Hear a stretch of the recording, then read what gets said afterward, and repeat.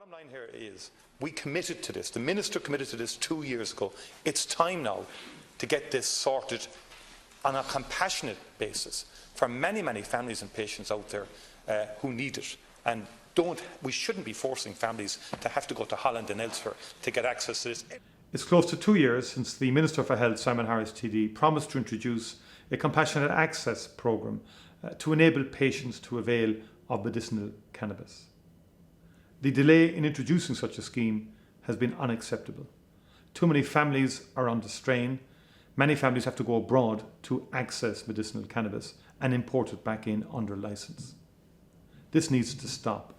I raised it in the Dáil today to put pressure on the Minister to get on with it and to enable the access scheme to be established. I understand, and I've been in touch with many people, that this can happen and that with proper will, determination and commitment, the Minister can do this, and I've asked him to go ahead and get it done. Deputy Martin, the floor is yours.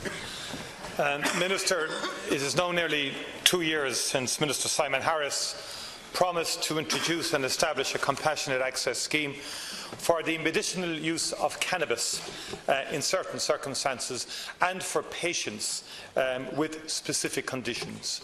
Namely drug-resistant epilepsy, spasticity in MS patients, and nausea and sickness for patients with cancer who are being treated with chemotherapy. However, it has been very, very slow in progressing the establishment of this particular scheme, and little progress has been seen. It's close to 2 years since the original promise was made. We're all aware that there are many families out there now under great stress and strain. I'm meeting them on a regular basis because of the absence of such a scheme. We know the story, the very brave story of Vera Toomey, who had to spend 3 months in Holland under the supervision with her daughter Eva of a paediatrician with an interest in neurology, so as to validate, if you like, the utilisation of CBD THC for Eva. And Eva is doing well. And her quality of life has improved. But there are many other families under stress and strain. There are now 12 patients in Ireland who receive CBD THC via an import licence arrangement. That involves families of patients with cancer or other very difficult conditions having to travel to Holland mainly, to the Transvaal pharmacy there, to secure the medicine. And you recall, Minister, and a lot of us in the House were involved, the access programme was designed as an alternative to the legislation that was put through the House by Deputy Kenny at the time. Many of us felt that may not be a realistic or pragmatic approach. The Medicinal Cannabis Access Scheme was about introducing a scheme that would give access. It was recommended by the HPRA expert group and would allow monitoring of the utilisation of it and also refinement around dosage and so on.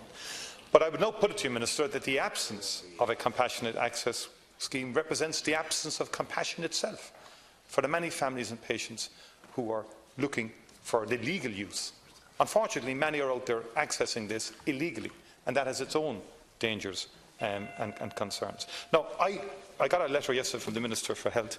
It's a bit disingenuous towards the end in suggesting that it has no control over commercial operators and so on like that, and instances of difficulties in terms of sourcing the medicinal cannabis. It's the Department of Health has no control in relation to business decisions taken by commercial product manufacturers. There's no powers to compel companies. No one ever said it had. But what is required here is proactivity and intensive engagement with companies. Now, I'm aware that there actually has been engagement, although the correspondence would suggest that there has been, and that it is within the capacity of a company to supply medicinal cannabis in the first quarter of 2019 if a push can be made and intense engagement between HPRA and the Department and the companies concerned could develop. Because it's long past time now. It simply is not sustainable that people access this through importation licences.